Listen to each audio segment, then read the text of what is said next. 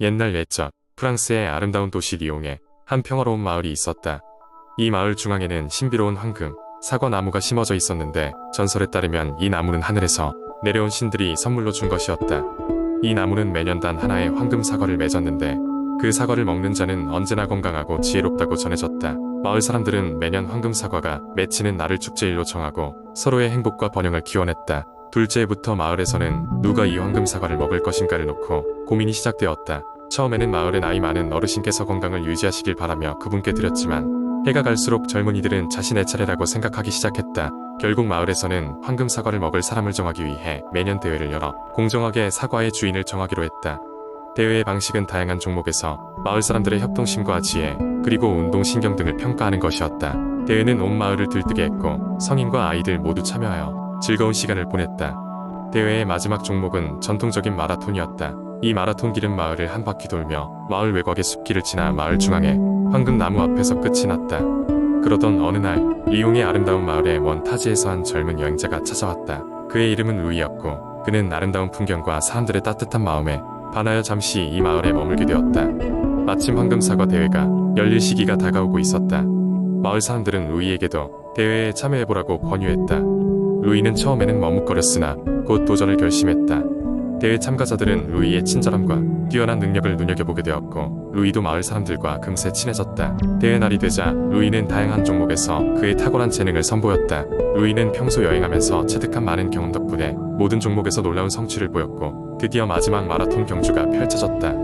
경주는 치열했지만 루이는 마지막 순간에 그의 지혜를 발휘하여 마을 사람들을 압도하였다. 그는 마을의 숲길을 빠르게 통과할 수 있는 지름길을 발견했기 때문이다. 루이는 마라톤에서 우승하였고 황금 사과의 주인공이 되었다.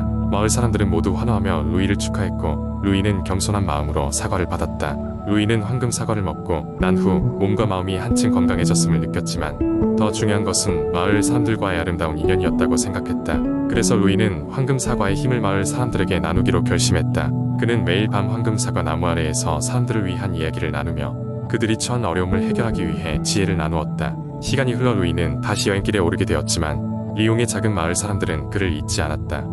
후일의 전설에 의하면 루이의 선행 덕분에 황금 사과 나무는 더욱 풍성해졌으며 마을은 더욱 번영하였다고 전해진다. 그리고 매년 대회가 열릴 때마다 사람들은 여전히 루이의 이야기를 떠올리며 그들의 우정을 기리고자 했었다. 이처럼 루이는 황금 사과의 단순한 소유자가 아닌 마을 전체의 희망과 연대의 의미를 심어준 진정한 영웅이었던 것이다. 두 번째 이야기. 옛날 옛적 프랑스의 한 작은 마을 리옹 근처 깊은 숲속에는 밤나무 마법사가 살고 있었다. 이 마법사는 해가 지고 달이 떠오르면 숲속을 산책하며 자연과의 대화를 나눴다. 그의 동물 친구들은 그를 사랑했고 나무들은 그의 지혜를 존경했다. 어느 날 마법사는 숲속에서 길을 잃고 헤매고 있는 어린 소녀를 발견했다. 소녀의 이름은 클레르였다. 그녀는 리옹에서 자라난 한 가족의 아이로 숲속의 비밀에 대해 호기심이 많아 홀로 길을 나섰다가 길을 잃고 말았다.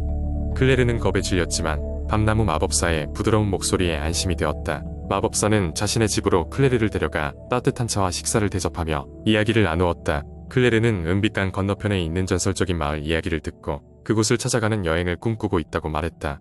그녀의 마음속에는 모험과 미지의 세계에 대한 강한 갈망이 있었다. 밤나무 마법사는 그 소녀의 용기와 꿈에 감명을 받아 그녀의 여정에 함께하기로 결심했다.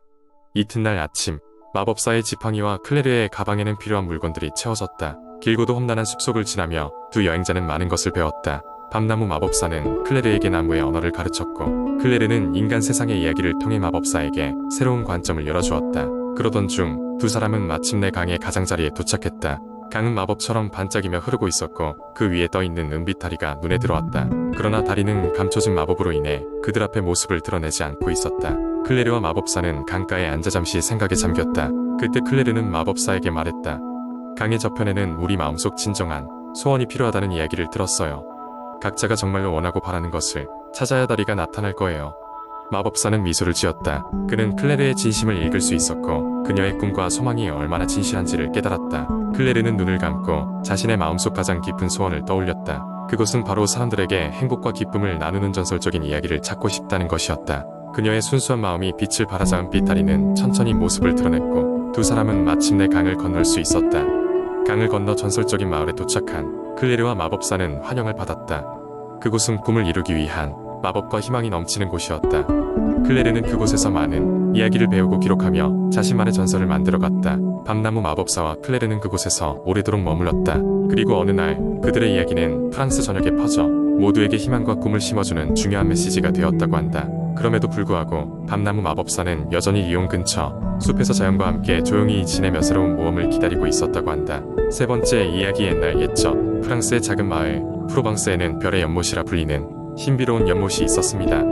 이 연못은 매일 밤 하늘에서 가장 밝게 빛나는 별들이 내려와 그 물에 반사된다고 전해졌습니다. 연못 주위에는 오래된 떡갈나무들이 가득하여 낮에는 잎사귀 사이로 햇빛이 쏟아지고 밤에는 부엉이들이 부엉부엉 울어대는 숲속에 자리 잡고 있었습니다. 어린 시절에 마을에는 클레망스라는 작은 소녀가 살고 있었습니다. 그녀는 호기심이 많은 소녀로 별의 연못에 대한 전설을 들을 때마다 그곳을 찾아가 보고 싶어졌습니다. 그녀의 할머니는 항상 연못의 물을 마시면 마법이 일어나네. 하지만 그 물을 함부로 마시면 안 되라고 말씀하시곤 했습니다. 어느 맑은 여름날 밤 클레망스는 몰래 집을 빠져나와 별의 연못으로 가기로 결심했습니다. 달빛이 은은히 비추는 숲길을 따라 연못에 도착한 클레망스는 놀라운 광경을 보았습니다. 연못의 물은 진짜로 은빛 별들이 반짝이는 것처럼 빛나고 있었던 것입니다. 그녀는 너무나도 경이로운 장면에 매혹되어 그만 연못 가까이로 다가갔습니다. 그때 클레망스는 누군가의 부드러운 목소리를 들었어요. 이곳에 왜 왔니? 작은 소녀야. 깜짝 놀란 클레망스는 연못 속에서 고개를 내미는 작은 요정을 발견했습니다. 아이처럼 작고 물결치는 듯한 빛의 날개를 가진 요정은 연못의 수호자였습니다. 클레망스는 두려움보다는 신비로움에 사로잡혀 차분히 대답했습니다. 연못의 별들을 보고 싶었어요. 너무 아름다워서. 요정은 미소를 지으며 말했습니다. 이 연못은 별들의 꿈으로 가득 차 있단다. 그러나 모든 꿈이 모든 사람에게 맞는 것은 아니지. 무턱대고 마시면 그 힘을 감당할 수 없을지도 몰라. 그러나 클레망스는 연못의 비밀을 알고 싶었고 조금이라도 맛보고 싶다는 욕망을 느꼈습니다. 요정은 클레망스의 마음을 읽을 수 있었기에 그녀에게 하나의 제안을 했어요. 만일 너의 마음이 진실되고 순수하다면 이 물을 마시고도 안전할 거야. 하지만 너의 마음속 깊이 숨겨진 간절한 소원을 생각해봐. 그것이 진정 중요한 것인지. 클레망스는 잠시 고민하다 결국 자신이 가장 바라는 것은 엄마의 건강과 가족의 행복이라는 것을 깨달았습니다. 요정이 그런 클레망스를 지켜보며 연못의 물을 한 잔 떠서 건네주었습니다. 클레망스는 그 물을 조심스럽게 마셨고 놀랍게도 마음 한구석에서 눈부신 따뜻함이 솟아났습니다. 그 순간 그녀는 연못의 물이 그녀에게 힘을 주었다는 것을 느꼈습니다. 다음날 아침 클레망스가 집에 돌아왔을 때 그녀의 병상에 계시던 어머니는 마치 기적처럼 건강을 회복하고 있었습니다. 마을 사람들은 모두 클레망스를 신비로운 혜택을 받은 아이로 칭송했습니다. 그러나 클레망스는 누구에게도 연못의 요정과의 비밀을 말하지 않았습니다. 그리고 그녀는 종종 별의 연못을 방문하며 그저 그 아름다운 풍경을 바라보았습니다. 그녀는 자신의 소원이 이루어졌다는 것에 감사하며 이제는 단순히 연못의 별빛을 바라보는 것만으로도 행복함을 느꼈습니다. 그리하여 별의 연못은 계속해서 사람들의 마음속의 신비로운 전설로 기억되었고 클레망스의 용기와 순수한 소망은 세대를 이어 마을 사람들에게 이야기로 전해 내려왔습니다. 네 번째 이야기. 옛날 옛적 프랑스의 고요한 시골 마을 옆에 무성한 마법의 숲이 있었습니다. 이 숲에는 사람들에게서 숨어 지내는 신비로운 생명체들과 마법의 존재들이 살고 있었습니다. 사람들이 이 숲을 찾아오지 않은 지 오랜 시간이 흘렀고 숲은 저절로 빛나며 신비한 분위기를 자아내고 있었습니다. 이 마을에는 마리라는 어린 소녀가 살고 있었습니다. 그녀는 매일 밤 창밖을 보며 은은히 반짝이는 숲의 빛을 보면서 어떤 모험이 기다리고 있을지 상상했습니다. 어느 날 밤 용기를 내어 마리는 마법의 숲으로 모험을 떠나기로 결심했습니다. 숲속 깊이 들어가자 그녀는 나무들 사이에 스며드는 달빛을 따라 걷기 시작했습니다. 숲은 마치 살아있는 것처럼 그녀를 부드럽게 맞아주며 다양한 소리와 향기로 가득했습니다. 그녀가 걷고 있을 때 어디선가 부드러운 목소리가 들려왔습니다. 여기를 따라오렴 마리. 마리는 그 목소리를 따라 조금 더 걷자 눈부신 빛으로 둘러싸인 작은 숲의 공터에 도달했습니다. 거기에는 반투명의 모습을 한 신비로운 정령이 그녀를 기다리고 있었습니다. 나는 시간의 정령이란다. 그 존재가 말했습니다. 여기까지 온 사람이 있단다. 너의 용기를 칭찬해주고 싶구나. 너에게 특별한 선물을 주겠어. 마리는 경이로움과 기대감의 눈을 반짝이며 정령을 바라보았습니다. 시간의 정령은 마리에게 작은 모래시계를 내밀었습니다. 이 모래시계는 너에게 시간을 돌릴 수 있는 힘을 줄 거야. 단 그 힘은 너가 아주 중요한 일에만 사용할 수 있단다. 시간을 돌리면 너가 선택하지 못한 길을 다시 걸을 기회를 줄 거야. 마리는 조심스럽게 모래시계를 받으며 감사 인사를 전했습니다. 그날 이후로 마리는 몇 번의 중요한 순간에 이 모래시계를 사용했습니다. 첫 번째는 마을의 할머니가 병에 걸렸을 때였습니다. 시간을 되돌려서 의사를 빨리 부를 수 있었고 할머니는 건강을 되찾을 수 있었습니다. 두 번째는 봄 축제 날이었는데 그녀는 친구와의 오해를 풀고 다시 화해할 수 있었습니다. 마리는 시간이 흐름에 따라 모래시계를 사용하지 않고도 점점 자신의 선택을 신중하게 하기 시작했습니다. 그녀는 모든 선택이 하나의 중요한 기회라는 것을 깨달았고 자신만의 길을 개척해 나갔습니다. 어느 날 마리는 다시 한번 마법의 숲을 찾아갔습니다. 그리고 시간의 정령을 만나 이렇게 말했습니다. 나는 더 이상 이 모래시계를 사용할 필요가 없어요. 모든 순간이 소중하다는 것을 알게 되었으니까요. 시간의 정령은 미소를 지으며 모래시계를 받아 주었습니다.